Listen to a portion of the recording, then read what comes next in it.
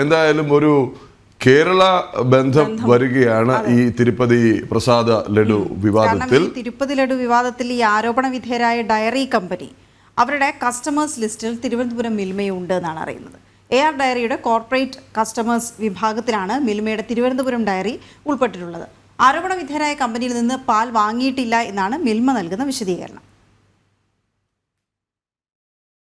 തിരുപ്പതി ക്ഷേത്രത്തിലെ പ്രസാദമായ ലഡുവിലെ നെയ്യിൽ പന്നിക്കൊഴുപ്പും ഗോമാംസക്കൊഴുപ്പും അടക്കമുള്ള മൃഗക്കൊഴുപ്പുകളും മീനെണ്ണയും കണ്ടെത്തിയതിനെ തുടർന്ന് വിവാദത്തിലായ സ്ഥാപനമാണ് തമിഴ്നാട്ടിലെ ഡിണ്ടിഗൽ കേന്ദ്രീകരിച്ച് പ്രവർത്തിക്കുന്ന AR diary food private limited.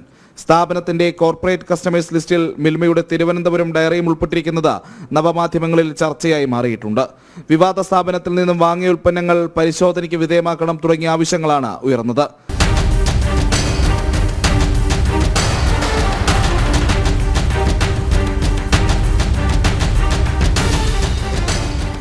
സംഭവം വിവാദമായതോടെ വിശദീകരണവുമായി മിൽമയും രംഗത്ത് വന്നിട്ടുണ്ട്.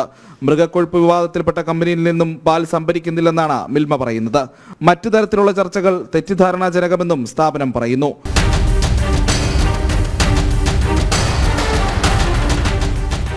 ജനം, തിരുവനന്തപുരം.